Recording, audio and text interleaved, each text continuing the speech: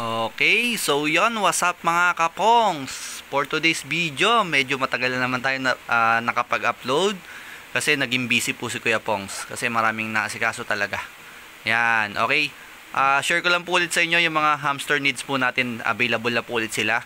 Okay, ipapakita ko po sa inyo lahat. Ito po yung unang-una, kusot po, yung pinakamahalaga rin po sa atin para sa mga hamster natin. Okay, ayan po, papakita ko po sa inyo. Bali, ito po, ayan. Wood beddings by Kuya Pongs. Bali, class A po na paluchina ito. Binistay ko na po. Bali, double bistay po yung ginawa ko. Kahit po na nakuha na nating bistay daw sa pinagkukunan natin, dino-double bistay po natin para siguradong safe na safe yung mga alaga nating hamster. Okay? I-recap ko po sa inyo yung mga ano ba tawag ito? Yung advantage ng meron tayong hamster needs. Okay? Yung yan, digay pa nga. Yung kahalagahan po ng mga hamster needs po natin. Like netong kusot. Okay? Etong kusot po kasi, nilalagay po natin yan sa mga bean cage po natin na yan. Para dyan po sila mag-burrow, mag-hide. Kumbaga, ilulubog nila yung sarili nila para medyo komportable sila, maiwas stress. Tapos, dyan rin po nila tinatago yung mga pagkain nila. Yung mga nakukuha nilang pagkain. Okay? Pagka kasi wala silang ganyan kusot, parang medyo may stress sila. Bakit? Kasi mababasa sila ng kanilang ihi, saka yung dumi nila madidikit masyado kagad sa kanila, di ba? Kaya kailangan talaga natin ng kusot. Okay? Yan. Then ang ano ba dapat kailangan na kusot? Yun nga po, class A po na paluchina, na bistay na po. Bakit kailangan na bistay? Lagi po natin inuulit-ulit siya. Ni-recap ko lang po pagkasama-samahin natin yung benefits ng ating mga hamster needs. Yan. Bakit kailangan bistay? Kasi po, pagka po ang ating alagang hamster ay napuwing dahil hindi po nyo binistay yung kusot, tendency niyan, iiksi yung kanilang buhay. Kasi pag napuwing sila, may chance kaagad na mabulag sila. Yun po yung nagpapaiksi ng buhay ng alaga nating hamster. Okay? Kaya dapat lagi nating iingatan yung mga alaga nating hamster. Alamin natin yung mga kahinaan nila, na yung mga hindi pwede sa kanila, saka yung mga pwede sa kanila. Okay?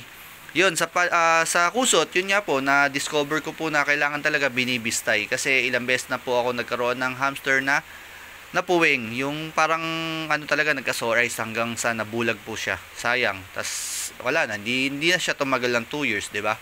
Ang hamster po natin, 2 years po tinatagal yan. Depende po sa pagkakaalaga natin, ha? Okay? Yan, kung mapapansin po ninyo, medyo madumi na po yung ibang bean cage dahil on breeding po tayo. Then, kaka-harvest lang po natin. Pwede na natin linisin bukas yan. Yan, okay? Then, ayan. Yan po yung una, kusot po. Mahalaga po sa kanila yan. Okay? Then, ito pa po yung ibang mga hamster needs po natin. Yan, okay? Yan, pinagsama-sama ko na po para madaling i-explain.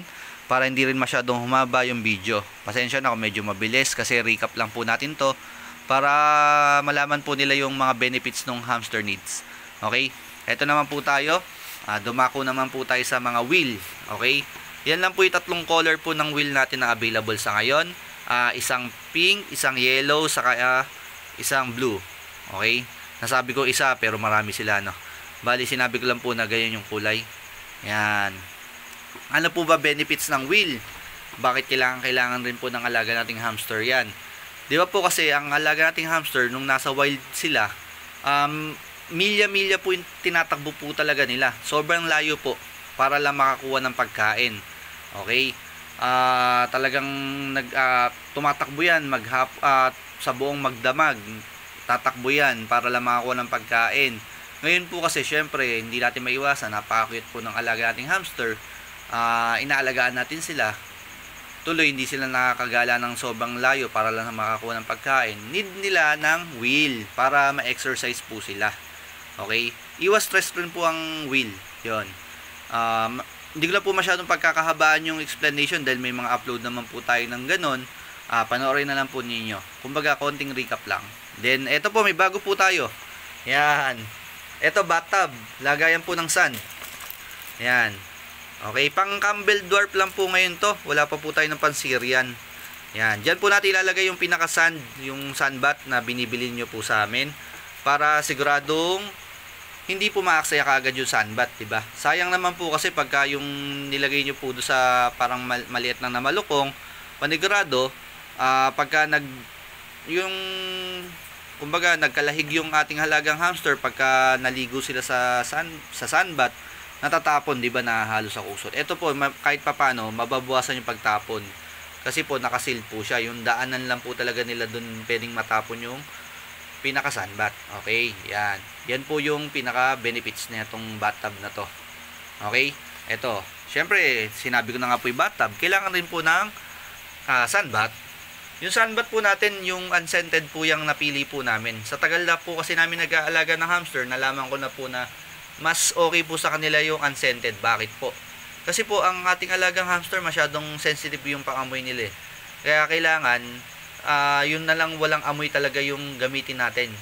Instead na gamitin natin yung, sige, sabihin natin yung may scented, yung may amoy ng lemon, mga ganon, or apple, parang ganon, strawberry.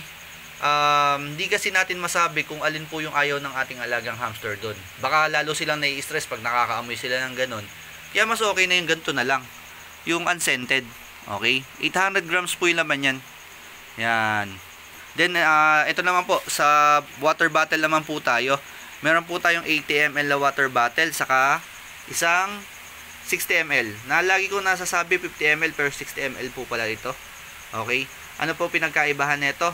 Yung 60 ml, tube type po siya. Yung, kumbaga, didila-dilaan lang po ng hamster o ano nila yung gusto nila, magpo-flow yung tubig. Ito naman po, may marble para magi-stop rin po yung tubig. Kumbaga hindi naman po parehas nagpo-flow basta-basta yung tubig niyan. Pero yun nga po, ang benefits po nito, hindi na po natin kailangan ng parang malukong para lagyan ng tubig sa loob, at ang tendency nun, pwede silang makapunta doon at mabasa. Iniiwasan po kasi natin mabasa ang alaga nating hamster. Kaya nga po kailangan ng sunbath para yun yung pampaligo nila. Hindi po kasi sila pwedeng maligo ng tubig, Tandaan po ninyo yun. Kahinaan po ng alaga nating hamster yun. Oras na mapaliguan nyo sa tubig, lamang sa mamatay sila. Kasi giginawin po yung mga yan. Kaya kailangan ng sunbath para ipampaligo nila sa katawan at dun kumapit yung dumi nila. Okay? Yung iba naman, dun rin dumudumit, umiihi yung mga alaga nating hamster. Okay? Yan. Ito po, yun nga pong water bottle. Kumbaga, hindi po ninyo kailangan salinan ng salinan. Kumbaga, kunyari, isang para sa ilaga ninyo, tas ang water bottle niyo mga 80 ml, kahit pa paano, mga 3 days rin tinatagal niyan. Hindi naman po basta-basta nauubos yan. Pero i-check pa rin po ninyo kung tumutulo po or hindi. Okay? Para safety pa rin po yung alaga nating hamster, di ba? Yun lang po, shinare ko lang po sa inyo yung mga hamster needs po natin. Bali yung food mix, wala lang po ako ng mix ng food namin. Yun po, solid, tested ko po talaga yun. Hindi po sa pagpo-promote, walang halong peke. Talagang sinabi ko po sa inyo, tataba po yung alaga nyong hamster sa food mix namin. Okay? Nakita naman po nyo yung mga alaga po namin. Talagang pagka bumili kayo, ang tataba po, di ba? Yun. Then yung bin cage rin po, wala rin po akong gawa ngayon. Pero ang available po sa amin yun, 12 liters saka 21 liters. Complete set yun pagka umorder po sila. May kasama na pong konting kusot na panglagay lang po talaga. Konting kusot, sunflower treats, ceramic food dish, ano pa ba? Apple stick. Pagka naman may available apple stick, dadagdagan ko naman po yun. Tapos naka-galvanized screen na po siya, yung para hindi po basta-basta kinakalawang. Tapos naka-ribet saka washer para siguradong matibay po yung mga ano natin, bin cage. Hindi po basta-basta makakawala yung mga alaga nating hamster. Iba po yung mga bin cage na to, kumbaga putyo-putyo lang yung gawa natin dito dahil pang sarili lang po ito Pero yung pangbenta po natin, maganda yung solid. Ako na po nagsabi sa inyo. Napakarami na po nung bumili sa amin, tested na po kasi namin. Yun. Ang advantage po ng bin cage na yan, yung ganyan, hindi sila nai-stress masyado. Okay? I-explain ko na lang po sa inyo pagka nag-chat po kayo. PM na lang po sila sa page pagka may mga kailangan po silang hamster needs sa amin. Okay? Medyo napahaba yung video pero sana marami kayong natutunan. Itong upload na to, kumbaga, ano ba to? Ilan ba to? 1, 2, 3, 4, 5, 6, 7. Parang 8 in 1. 8 in 1 na explanation ng hamster needs. Kulang pa po yung hamster needs na yan pero kahit pa paano, yan po yung halos mahalaga sa mga hamster natin. Yung pinakita ko po sa inyo. Okay, sana nakatulong ng malaki po ito. Pagka may kailangan po silang hamster needs, PM lang po sila. Kaya, mabilis lang po kasi maubos. Kaya PM na kaagad sila. Yun lang mga kapongs. Peace out, geng geng. Thank you po.